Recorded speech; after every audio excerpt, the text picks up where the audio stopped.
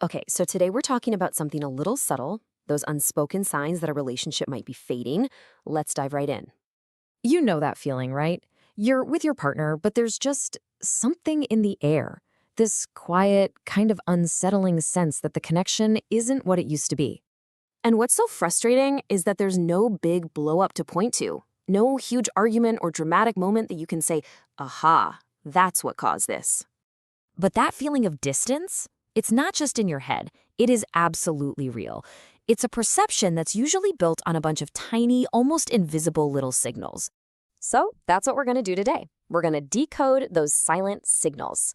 This isn't about starting drama or pointing fingers, it's just about getting some clarity. All right, sign number one. This is one that's often totally subconscious: physical distance. It's all about how your partner's body language can tell you things their words just aren't.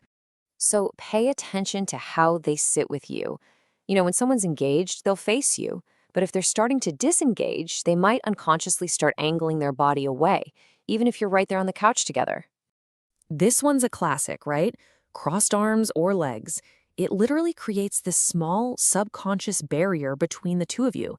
It's a nonverbal way of saying, hey, I'm a little closed off right now. And you might notice just more space, that extra foot on the couch or in bed. Relationship experts say that partners who are pulling away will often create this physical buffer, and that space can speak volumes. Now, that physical distance often goes hand in hand with our second sign, the digital diversion. This is all about where their attention is really going. Think about it. Is their phone just always there? In their hand?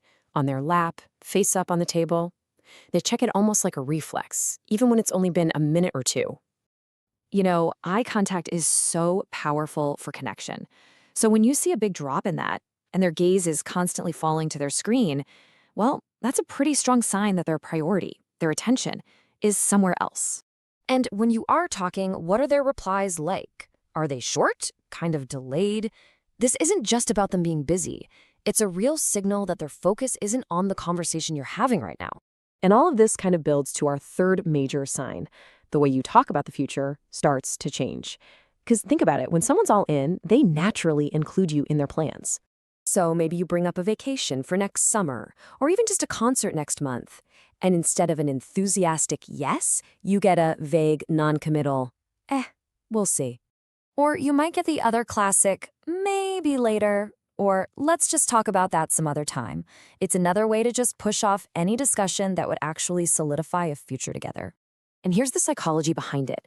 People who are emotionally checking out will subconsciously avoid weaving you into their future plans, even in small ways, because mentally, they might already be picturing a path without you on it. Okay, this is so important.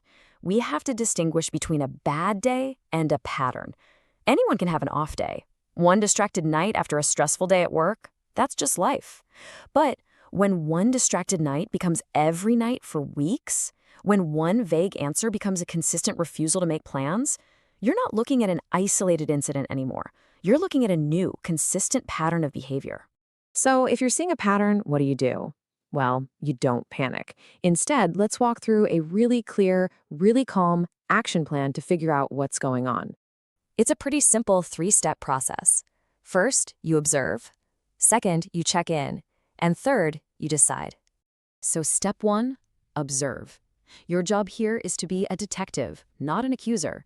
Before you say a word, just watch. Make sure you're reacting to a consistent pattern over days or even weeks, not just one-off moment that bothered you. Okay, step two, the check-in. This is all about your delivery. Instead of an accusation like, why are you always ignoring me? Try something gentle like this. I have noticed we've been a bit more distant lately. Is everything okay with you? See how it focuses on your observation and, more importantly, on your concern for them? And finally, step three is to decide. Their response is going to give you the information you need. If they open up, if they're willing to talk about it, great, you have something to work with.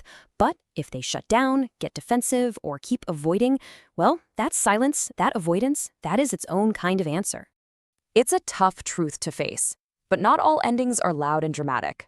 A lot of relationships don't end with a bang. They end with a slow, quiet fade that's built on all of these little silent signals. Recognizing these signs isn't really about placing blame. It's about giving yourself the gift of clarity, so you know where you stand. So just take a second and think, which of these signs really hit home for you?